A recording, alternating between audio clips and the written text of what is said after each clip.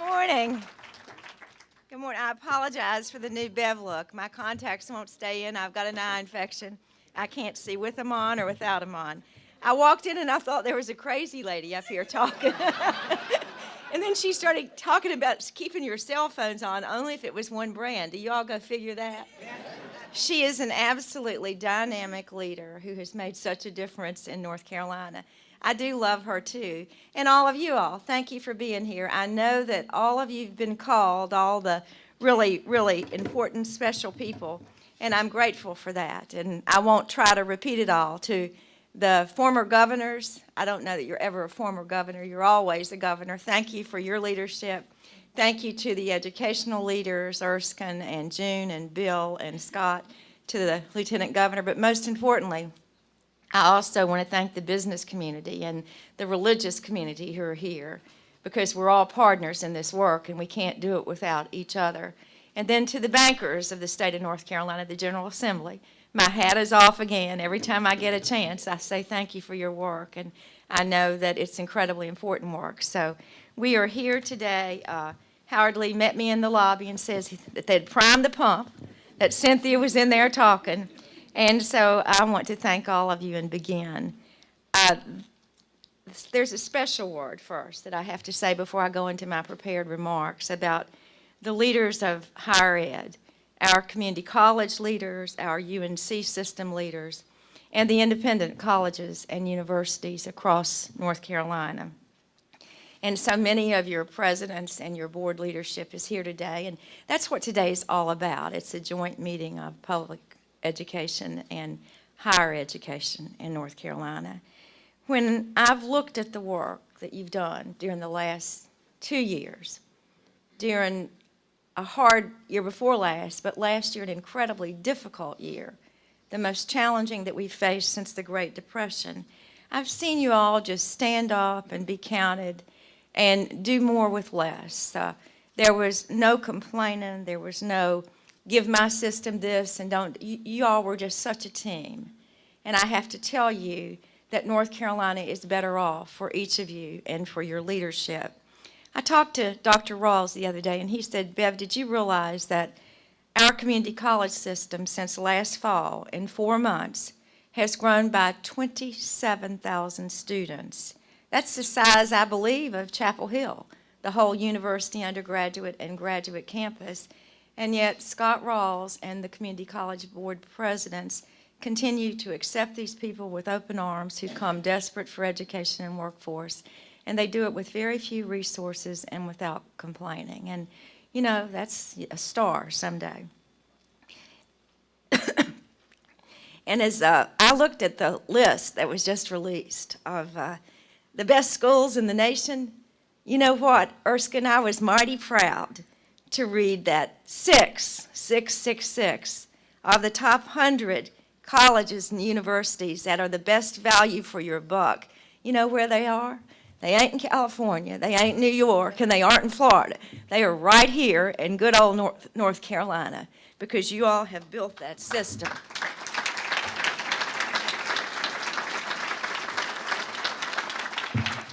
And 36 of our private colleges and universities had record-breaking enrollment last year. So they too are such a part of this thing called education in North Carolina. You have each shown tremendous leadership and real fabulous backbone and cooperation in a time when we've all had to keep on keeping on.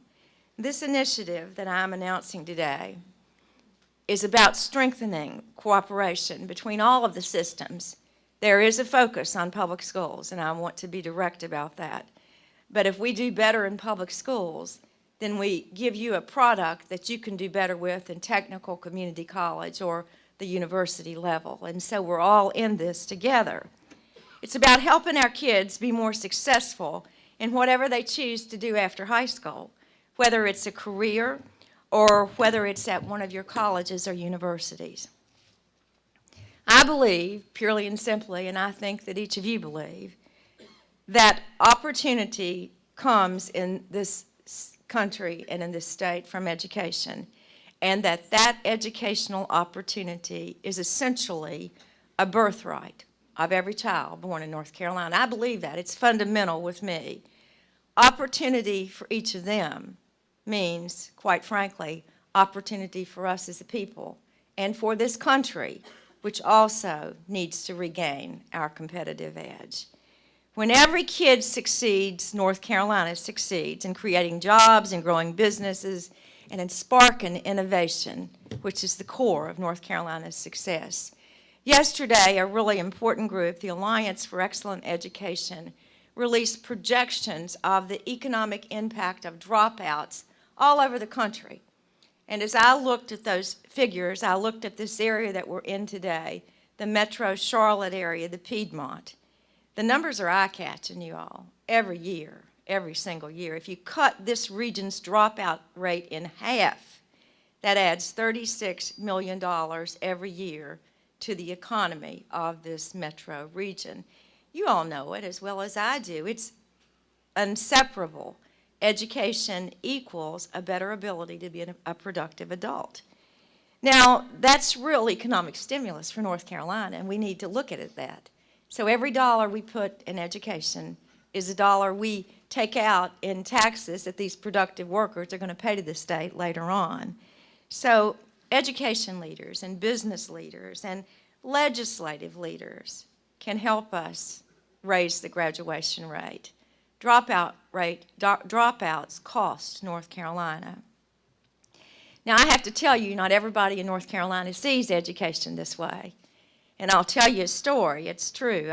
When I was on the state board, I was amazed to hear the horror stories from some of my co-members who would be out there preaching while we needed to raise standards and raise graduation rates and all this stuff. And they would come in a little bit weary, battle-worn from the horrific stories that happened to them. And then I kept laughing, and I said, it never happens to me. And one day, I was in the mountains of North Carolina. You know, I spent about a year and a half out there talking to people, and I do all the time now. But I met this dad in the mountains. And in the mountains, you and I both know, it's where I grew up, we're fiercely independent. We don't want anybody telling us what to do. I don't, and this man didn't. And he looked right at me, and he says, I don't know, lady, why you rattle on and on about kids needing to graduate. This is a true story.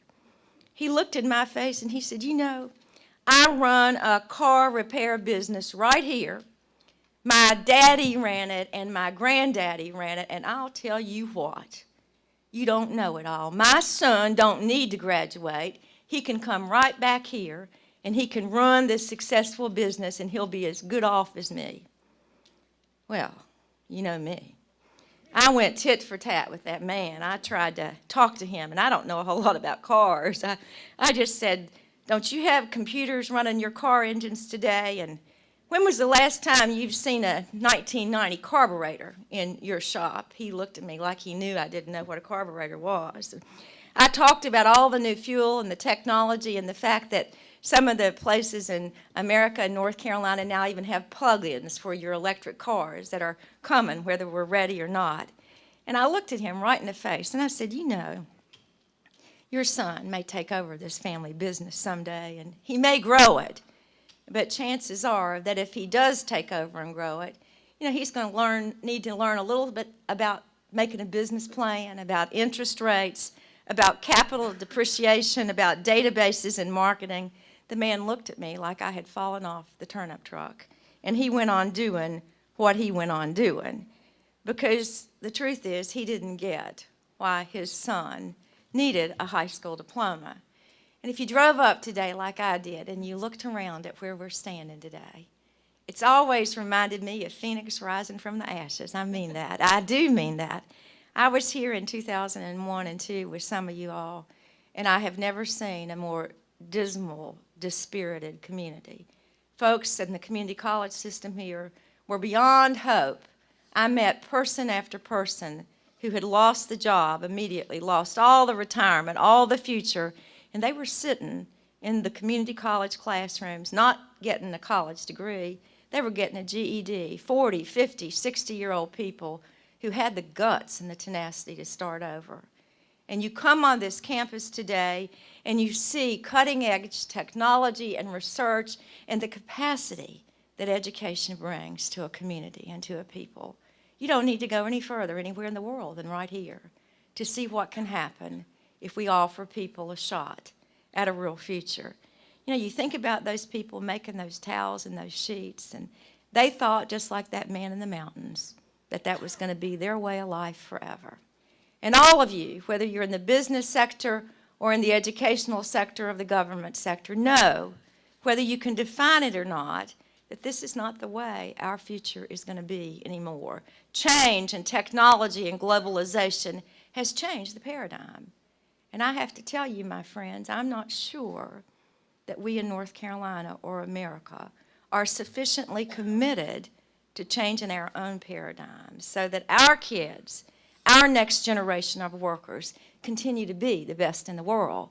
Because right now, every business I recruit, and I am spending a lot of my time on jobs, every single business leader that I've worked with in the last calendar year, during the conversations we have over so many months, has at least one really intense conversation with me about the quality of the workforce. The quality of the workforce is why people build economies and jobs and businesses in North Carolina.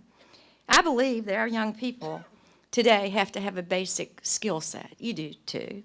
Reading, writing, math, team building, communications, problem solving.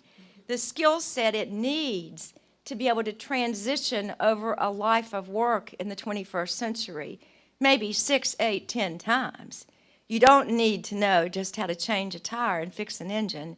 You need to know how to think differently and how to change and adapt as the world around you changes. So times have changed. Times have changed. And I believe that more and more North Carolinians, most in fact, have begun to get it.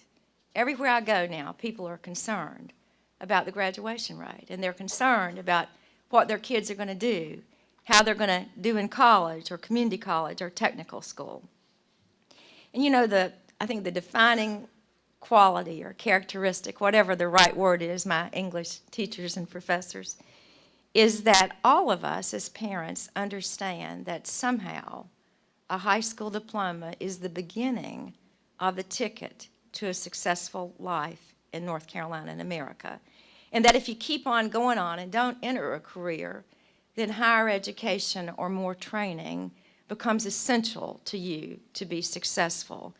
And all of us, parents and grandparents, really want the same thing our moms and dad and granddads wanted for us. You know, you look at that baby in that bassinet and you think, wow, her life or his life is going to be better than I had it, and better than even my kids have it if they're grandchildren. That's the defining principle of America and North Carolina's education. And you know, they don't know what the term career or college ready means. They'll never know. And I actually don't care. They just figure that all of us who do this and all of us who lead businesses and big churches and little churches have a stake in this. And we're doing what we should be doing, which is preparing our kids for the future. You know, sometimes I think if I could go back to that little mountain town and that car shop, I'd get in that man's face in a different way. I'd say to him, you know, sir, I've come back up here to tell you I've convinced my friends in the General Assembly that any child who comes from a family where grandmama or granddaddy and mama and daddy don't have a high school diploma, then we've decided in North Carolina they don't get one either. And I believe that man would have turned upside down to fight me, and he would have made his kid get that high school diploma just to show that if it was his guarantee, he could get it. Maybe we need to change our psychology, I don't know. But today I want to talk to you about what I see. And I've talked to so many of you in the last year, and I know that for the most part, you join me in this commitment to what we must do to refocus the productivity of our future workforce. I believe we've got to take the state's public schools and all of this stuff that we do and do fairly well and wrap it around one single goal. That every kid in North Carolina, no matter where he or she lives, must graduate from high school with what it takes, and we have to define the what it takes, to succeed in a career, in a 2 or 4 year college experience or postgraduate school, or in technical training. It's pretty simple. All the stuff that we're doing in the public school system, I believe, must be wrapped around that core mission. That's what, my friends, education is really about. If you go back and read the history books about public schools and about education, you'll find they were begun for two reasons. They were begun to teach me how to be a decent human being and a good American, and they were begun to teach me how to be a productive worker. And somewhere along the line, we need to get away from thinking we can do it all and focus on this core enterprise, because that is our business.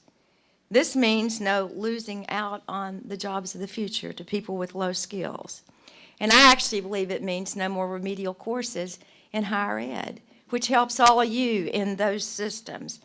I believe fundamentally that North Carolina's high school graduates have to have what it takes to be competitive. If we do this, and we must, then all of our children, the institutions from preschool all the way to graduate school, will be so much better off, because we don't waste resources doing what we should have already done, and we give kids who don't go on to college or technical school a shot at having a real job and transitioning in the 21st century. Sounds like common sense, doesn't it? It does to me. It sounds like it's not rocket science. But let me drill down a bit for you about high schools and what we see. If you went to Kannapolis today and walked into a high school, looked at the 9th grade class, you know the data. I hear you all talk about it. You look at the 100 kids, and then you go back to their same school on high school graduation, and you see, at best, for the most part, 71 of them march across the stage. You've lost a third. And I need for you to tell me, is it going to be okay in the 21st century, in a global competition, to throw away a third of our workers and just say, we can take care of them on Medicaid, and we can put them in prison, and we can hope they can flip hamburgers. But is it going to be okay? Can we afford in the country to continue to do this? And if you take those 71 high school graduates who go on to the community college or to a university system, you'll find, if you drill down, that that 9th grader in our school has only a 50% chance of leaving high school with a diploma and being able to do what it takes on your campuses. There's something fundamentally wrong with what we're doing. And I'm not chastising public education leaders. None of us are. But we're all in this together, the business community, the faith community, parents and grandparents, and all of us have to be part of fixing the core of public schools. You know, these numbers offend me. I don't know if they offend you. I love being a North Carolinian, and I love the motto, to be rather than to sing. I believe in it. I believe that's fundamental to our state and to our people. But you know what? Those 9th graders who get to 9th grade, in many instances, only seem ready for high school. And when they graduate, they only seem ready to go on to technical or college work, community college work. They seem, but they're not ready. The data tells us that, so it's purely and simply a disservice, not just to them, you all, but to us and to North Carolina's future economy. And I'm asking you today to drink a little of this Kool-Aid and to decide that we can, all of us together, focus on one core mission, not because it's the right thing to do, but because it's the essential thing to do for global success. So how do we do it? How do we do it? How do I suggest we do it? First, I believe we have to make sure that students are ready from the start. Ready from the start. What does that mean? It means a whole lot of stuff, but if you drill down, you got to be sure they're ready when they come to school, and you got to be sure they're ready year by year as they progress through school. But during that year, you got to be sure day by day and week by week they stay ready so they don't fall behind. And so early on, the more investments and the more support we can give for Smart Start and Head Start and more at 4, and good prenatal and early childhood health and education is essential for most kids coming to school who don't come from your families. We have to make sure that as many kids as possible benefit from these programs. What I'm saying is we need to work harder at enrolling more. Educators tell us that when it comes to kids being ready, you talk to any fourth grade teacher in America, I believe, they'll say, you know, we're running a race to the end of third grade. And if you give me a kid who hasn't learned about reading or writing or math, the core foundation of that child's academic life, then you give me a kid who's going to have academic troubles, likely will end up having behavior troubles, and very well can be your next generation of prisoners. We know that. So why do we let it happen? Why do we let any fourth grader get there who can't read, write, and count nearly or on grade level? Right now, it's like we're running a race in a stadium. You know that? I thought about that. It really is. We don't know who's going to get to the end because we forgot to turn the lights on until they cross the line. And we measure consistently as a state only at the end of the academic year. We really haven't drilled down day in and week in to know what they're doing in that classroom. So I'm suggesting it's pretty simple, it's cost effective, it's very doable with technology to change the system so that parents and kids have an idea of how well each student is doing in each grade. And it's incumbent upon our higher education leaders to train teachers who know and principals who know how important this kind of work is day by day in the school system. You know, if you think about FedEx, and many of us know the guy who runs FedEx, he can tell you pretty simply that he can find a package anywhere in the world. He knows if it's in Texas, he knows if it's in Timbuktu. They scan them, they use them, and they know what's going on with their package. Now, I'm not dumb enough to suggest to you that a child is like a package and schools are like FedEx. But I have to ask myself, if you can figure this much out about my Christmas present I sent late, why in the world can't you help me figure out what Sally and Joe are doing in the classroom? And it just seems pretty simple to me. We can. It's pretty easy if we want to. And that's the thing I'm asking you. Do we want to do that? And do you actually believe it's core to success for North Carolina's economy? Because this isn't all do good. It's not all Bev being sweet and nice. This is about our workforce. This is about money and economic growth and prosperity. And you all, it's not just North Carolina. Let me add that. This is a concern across America. That's why you have the discussions that are going on in every state in America. You know, I look at teachers and kids, and they got more stuff in their pockets or their pocketbook than I can even turn on and work. And I think that is the next generation, and it's right here for us. So you got to get them ready. And the second thing you got to do is get them set. Get them set for the success that every student demands. That starts, in my mind, pretty simply. You got to know what you mean. What do I mean by success? What is higher ed? What is a community college? What is a technical program? What do you business leaders or faith leaders, or as importantly, what do mom and dad think success is for their kid? My mama thought success could only be defined by a college degree because she or my dad didn't have one. And somehow it got to be really important to them, and they drove my brother and me to do that. I never thought there was an opportunity not to do it. I might have if I'd been a woman of the 90s, but I was a woman of the 60s. So I listened to mom and dad and did what they told me to do. And so I believe that you all today have to agree that it's up to us to define what we mean by success. What is it in North Carolina that a high school diploma should mean? What is it that Cynthia needs? I won't call her brand, at that company that you can listen to while calls are coming in today. What is it the university or the community college or our technical school leaders need? What is it that people need in the business community for workers who don't essentially have to have post-high school education? You got to tell us what it is you want. And we've all got to buy into one common core of what it is our students need to know to be ready to be successful in the 21st century. It's pretty simple. It's not rocket science, y'all. It's just collaboration and coming together. You know, if you look at the evidence, and I've talked to a lot of the educational data keepers, the statistician, Governor Holzhauser, across the country, they tell me whether it's going on to a career or to college in the 21st century, that the core skill set is actually the same.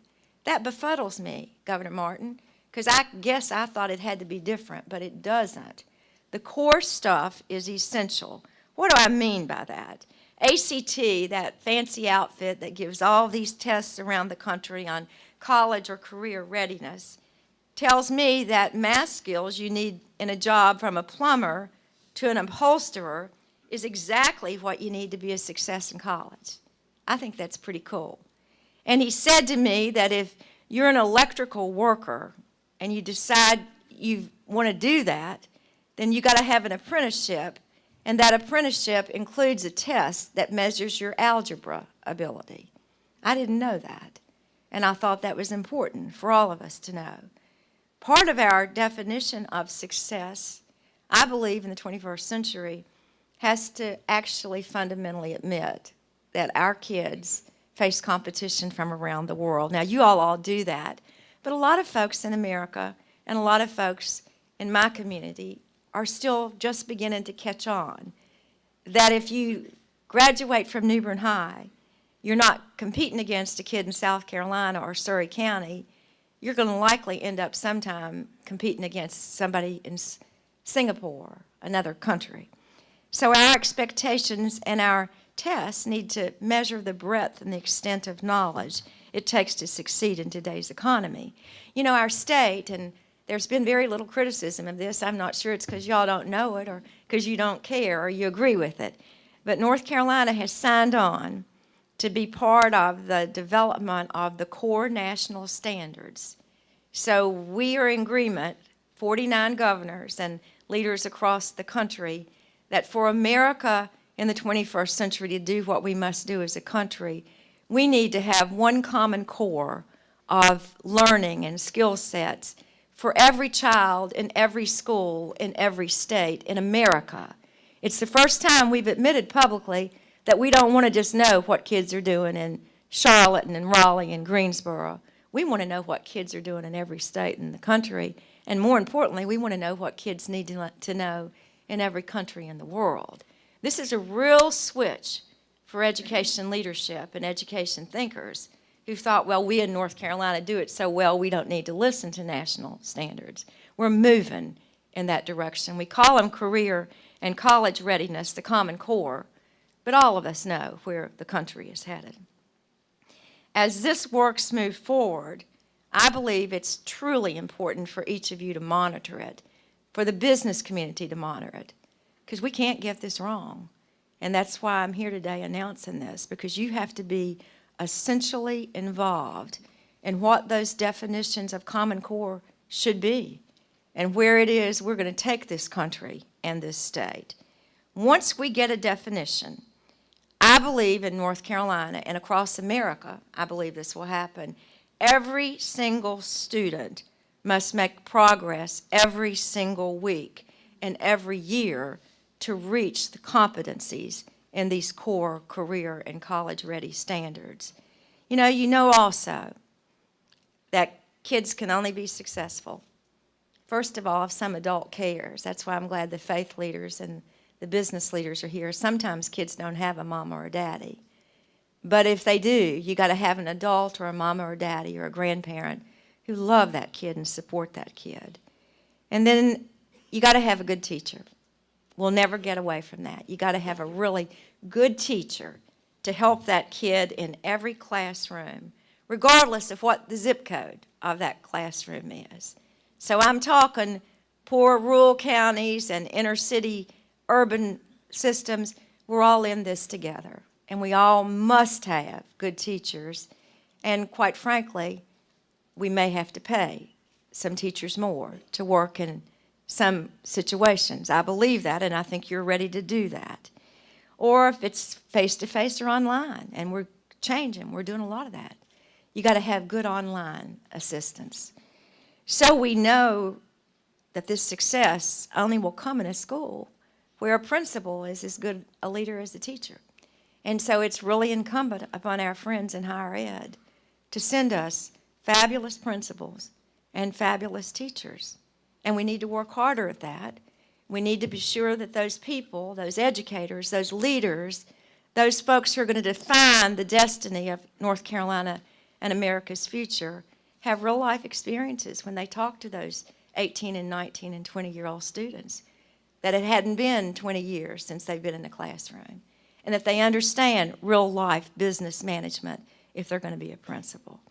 If we're going to make the necessary changes to our classrooms, and we must, then you and I both know, and the General Assembly must begin to believe this and must help us do that we've got to have technology in every single classroom.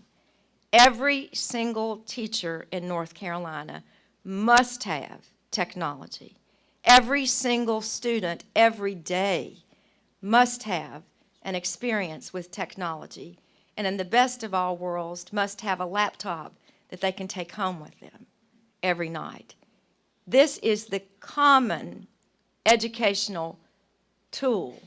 Just like in the 1990s, we would never have built a public school without a blackboard and a whole bundle of chalk. This is where we are in the 21st century. And we've got to have our elected officials understand this and walk with us down this pathway. And if you use this technology, and we must and we will, you got to use it to provide individualized learning. It can't be for a one-size-fits-all, because quite frankly, that's been the challenge of the typical classroom in America. And finally, we have to steer each student to go on, to have the skill set for a successful career, or especially in my mind, you've got to have more than that in the 21st century, to go on to community college or technical training. And you know, I don't believe we can wait. I don't believe we can wait to find out if they're going to graduate before we find out if they can go.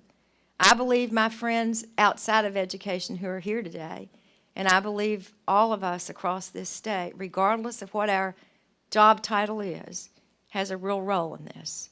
You can't get a kid who doesn't have experiences from kindergarten to 12th grade dreaming about being somebody if he hadn't met a successful adult, a business leader or a preacher who says, "How are you doing in school, son?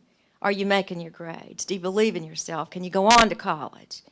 All of us are not doing enough to mentor, to volunteer, to be really critically involved in the life of our community, because our communities are only as good as our public schools and our higher ed, and they are only as good as we support the kids in them. I believe also, to my friends in the higher ed system, that we've got to do more. We've got to tear down the silos on how we provide college courses, opportunities while kids are in high school. We got to tear down the silos. We got to combine all of those little programs into one initiative, and we got to be committed, because the more we can do to help kids get ahead while they are in public school, the better off they're going to be and the quicker they can become productive workers. And so we must figure out a decent funding stream. Now, I say when we say go, we mean the distance. We don't just mean walk across the high school diploma, be one of that 71%, and then be that successful 50% who doesn't need remediation. I say to my friends in higher ed that it's just as important that when students enter and leave your systems, they must leave with the certification or the degree they came to get. And I believe we have to be as diligent about graduation rates in higher ed as we are about graduation rates in public schools or in pre-K through 12. And so you've heard me say where we need to go. You've heard me say what I believe the General Assembly needs to do. You're all here today because you have a real vested role in doing your silo well. So whether you're business or faith or higher ed or public school, we're all in this together, because this is indeed the legacy of each of us at this point in time. If we don't do this, North Carolina will not continue to go forward. And you all know we want that, and we're intending to do that. So let me say it again.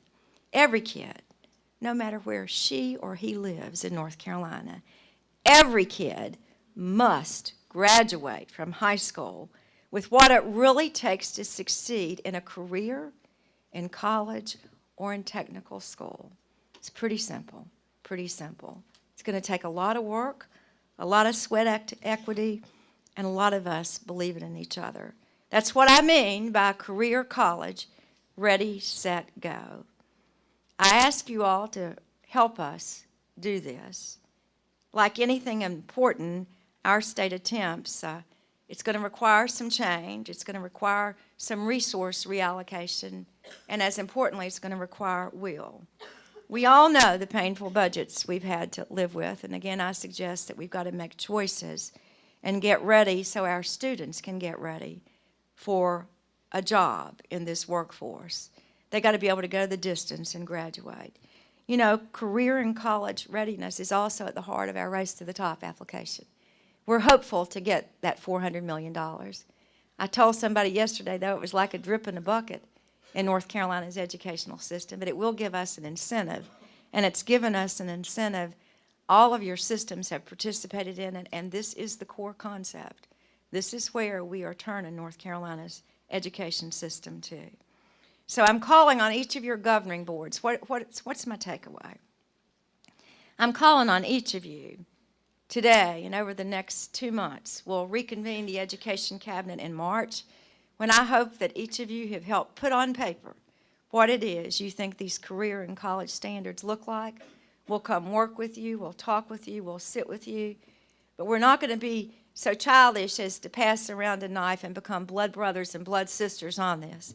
But I do want all of us to believe in it, and we're hopeful that the business community and that the religious community and our civic leaders will become equally involved. We need to be sure that we're all on the right track, and then we need to continue to work on assessments to prepare a new generation of teachers and principals. This Education Cabinet will be able to tell us how career and college ready, set, go benefits your system and the business community. You have to tell us what you believe that kids need to do to be successful and to be a good worker in the 21st century, Cynthia. You have to define those career and college standards. I don't need just feedback today. I don't need you to come up afterwards and say, Bev, you're on the right track. You're doing good. I want you to actually help me. I want you to help North Carolina, because we cannot do this if 1 or 2 of us are doing it and 98% of us are not partners in this endeavor.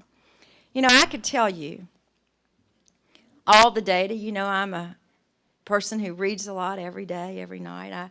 I know a lot about what the bright people all over the world are saying, and they're saying we need to do this.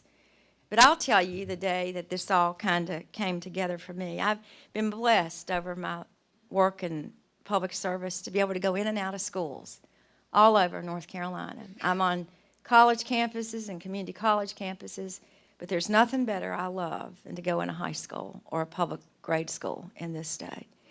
Well, I was in Charlotte just by accident, maybe two and a half years ago. I was there. I wasn't campaigning, which was a switch, but I was there.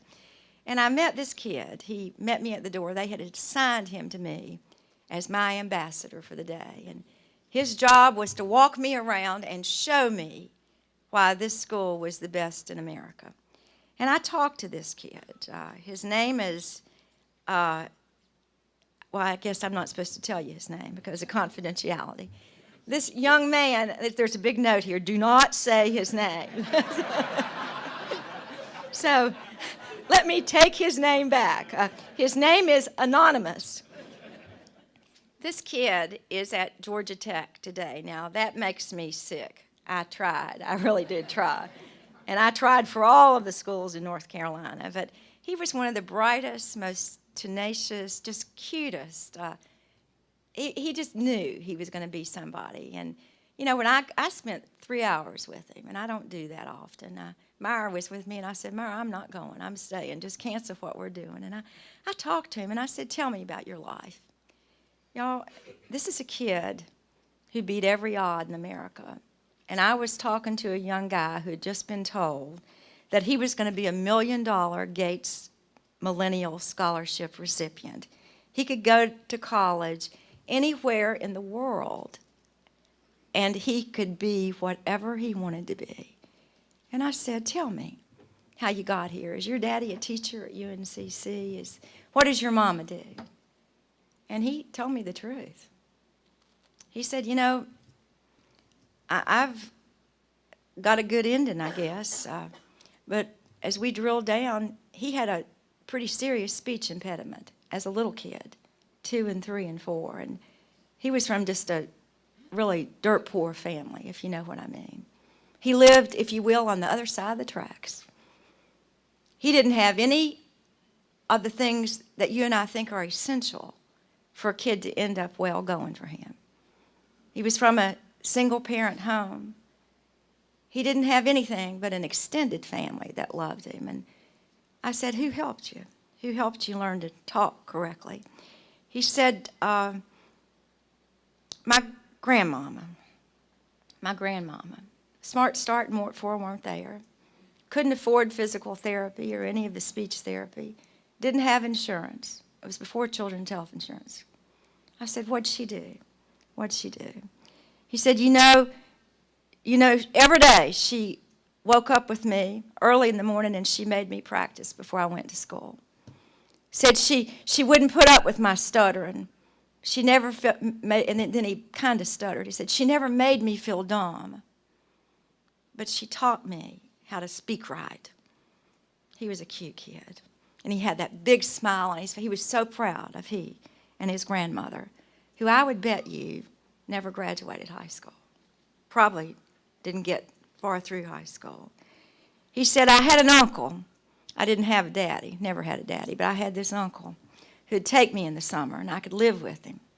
And my uncle, he'd carry me to the public library. We couldn't afford books, and he'd let me check out whatever I wanted.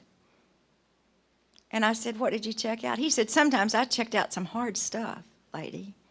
He said, and my uncle would sit with me at night when he got home from work, and he'd help me read. And then as I got a little older, he'd help me understand what those stories were about. And he taught me a little bit about what there was out there. That child said that to me. I wrote it down. He taught me what there was out there. This child didn't know what was out there, but he was blessed. He had an uncle. You know, he could have hung his head and thought, my life sucks, but he didn't do that. He had spunk. He had vision. He had courage. And as I spent my time with him at Philip Berry Academy, he said, you know, I got to pick this school. And I said, you didn't really pick it. He said, no, it was a lottery, but they wanted me. And I said to him, why did you pick this school? Y'all, this is a true story. A 17-and-a-half-year-old. Poor, Job's turkey poor.